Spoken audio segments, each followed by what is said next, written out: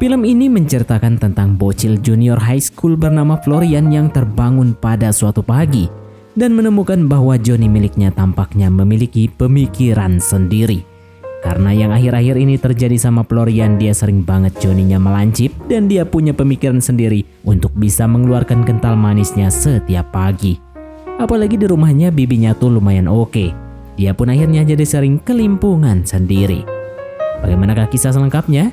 Mari langsung saja kita masuk ke alur ceritanya. Film dimulai dengan menampilkan si pemeran utama yang baru saja terbangun dari tidurnya. Florian terbangun lantaran mendengar obrolan dari Johnny miliknya yang mengucapkan kata-kata semangat untuk melaksanakan perpusrengan yang membuatnya makin penasaran dengan serabi lempit, pegunungan besar, dan lain sebagainya.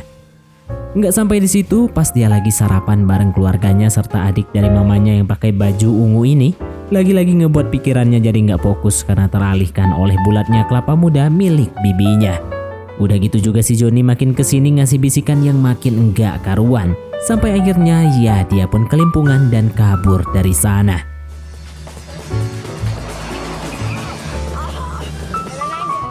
Enggak cuma di rumah, pas di sekolah Florian juga masih aja salpok sama bu guru yang berakhir dengan dia yang jadi kena omelan karena bengong terus dan dengerin suara aneh dari Johnny-nya. Intinya dimanapun dia berada selagi ketemu yang segar-segar, pokoknya si Johnny itu terus berontak dan membisikkan hal-hal yang gak benar.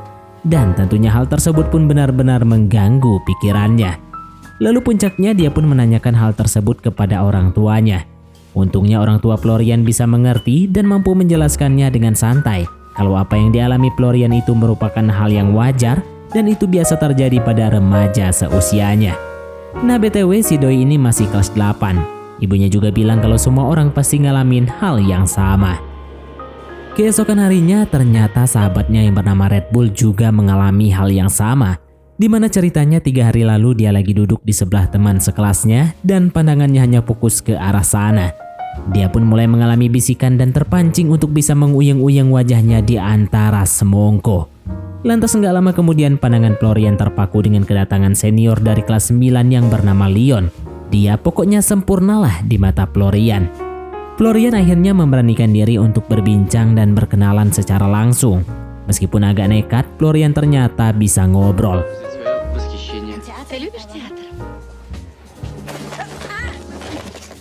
BTW Leon ini juga sebenarnya udah punya gebetan. Namun dia bilang ke Florian kalau mau sering ketemu dengannya, Florian harus ikut latihan drama untuk acara pentas seni di akhir semester.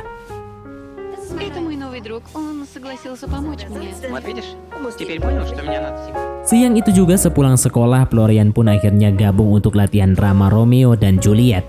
Nah, di sini ternyata gebetan Leon yang bernama Kyle juga ikut dalam latihan itu. Namun di sini Florian gak gentar karena ya namanya juga baru gebetan ya kan? Masih ada celah lah buat bisa dapetin. Dan dia yakin banget kalau Leon juga menyukainya. Florian kemudian balik bersama Red Bull dan mereka ngobrolin soal perpusrengan yang sama sekali belum pernah mereka ketahui. Florian pun mulai kepikiran untuk nyari tahu hal itu di toko buku dan membelinya. Lalu mereka belajar bareng. Lantas di malam harinya Florian yang melihat iklan di TV yang menayangkan sensasi berpusreng tapi cuma lewat telepon aja. Dan di saat itu juga dia pun langsung menghubungi kontak tersebut yang tentunya dengan menggunakan telepon dan kartu kredit ibunya. Keesokan harinya saat di sekolah Florian kedatangan sahabatnya yang bernama Lisa. Lisa pun mengeluhkan tentang miliknya yang rata dan dia lebih senang berteman sama laki-laki. Karena hal itu pula dia pun sering ngerasa nggak pede dan akhirnya curhat dengan Florian. Sebagai sahabat yang baik, Florian pun terus menyemangatinya. Mereka juga sering terlihat bersama dan membicarakan banyak hal. Serta tentunya ngobrolin soal pentas mereka yang sebentar lagi akan diselenggarakan. Saat itu Floria rencananya akan membeli sebuah cincin. Dan kalau Lisa nggak keberatan, Floria minta ditemenin Lisa pada weekend nanti. Lisa pun tiba-tiba baper. Dia malah senyum-senyum sendiri seakan emang si Florian ini mau ngasih cincin buat dia. Dan begitu sampai di rumah, seperti biasa Florian pun kembali menghubungi mbak-mbak pusreng yang lewat telepon ini. Dan bahkan Florian ini sampai berani banget buat ngajakin ketemu si mbaknya ini. Udah gitu si mbaknya juga mau-mau aja lagian diajakin bocah. Dia cuma bilang kalau ini adalah bonus karena Florian sering menghabiskan uangnya melalui telepon ini dengan kartu kredit ibunya kayak sekarang ini. Mereka pun akhirnya janjian untuk ketemuan di sebuah kafe. Lantas keesokan malamnya Florian dan bibinya mengobrol bersama. Florian menanyakan apa yang biasanya terjadi ketika saat pertama kali berkencan. Si bibi pun enggak menjawab. Dia cuma bilang untuk jadi diri sendiri aja. Lantas di sisi lain kedua orang tua Florian lagi dinner buat ngerayain anniversary pernikahan mereka. Namun si ayah malah kena omel lantaran siang tadi dia mendapatkan tagihan kartu kredit yang cukup mahal. Hal itu pun disebabkan karena penggunaan telepon rumah yang melampaui kuota dan si ibu menuduh si ayah yang melakukannya. Sementara di rumah, Florian ternyata melihat bibinya yang lagi di kamar mandi dan lagi nganu mandiri. Lalu pas udah keluar, Florian pun langsung ngebirit ke kamarnya dan pura-pura tidur. Nggak lama kemudian bibinya masuk dan menghampirinya, tapi cuma buat ngucapin selamat tidur aja. Padahal nih orang udah ngarep banget si bibi mau ngajakin pusreng. Dan singkat cerita di keesokan harinya, Florian pun ketemu sama mbak-mbak yang dia sering telepon ini. Mereka pun sampai di sebuah kafe. Florian mulai ngobrol dan nanya-nanya seenak apa rasanya berpusreng. Mbak-mbak yang kita sebut saja namanya Tina ini pun meminta Florian untuk pindah tempat duduk. Dan tiba-tiba tangannya diarahkan menuju rawa-rawa yang basah itu.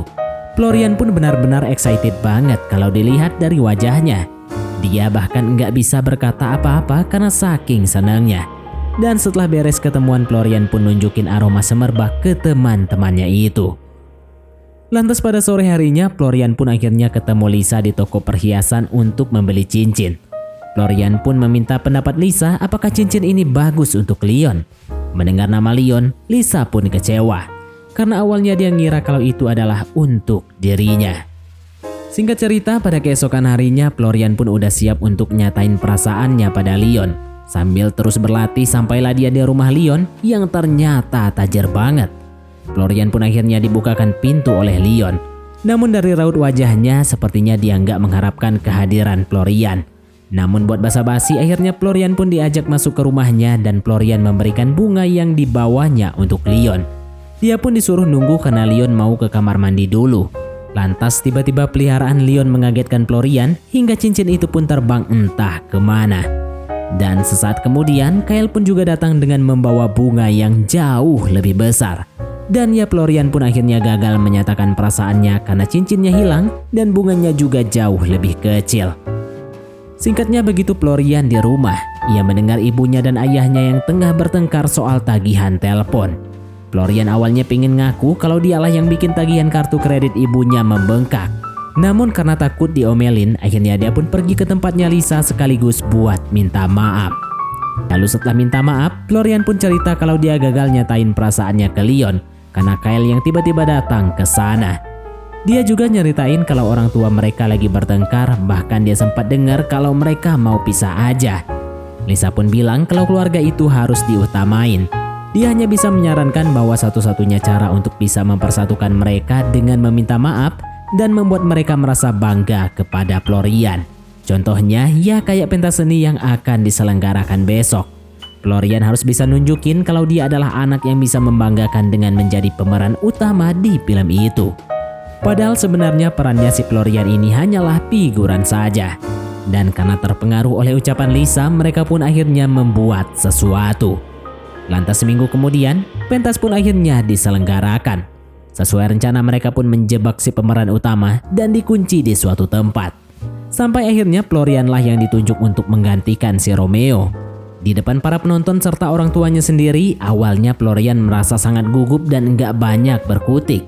Namun untungnya Lisa dan kawan-kawannya terus menyemangatinya. Sampai dia pun akhirnya mulai merasa nyaman dan enjoy melakukan drama ini hingga selesai. Hal itu pun enggak diduga membuat semua orang yang menyaksikannya terbawa suasana. Florian pun benar-benar bikin orang tuanya bangga dan mereka jadi berbaikan.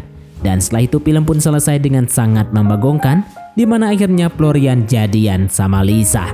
Dan film pun tamat.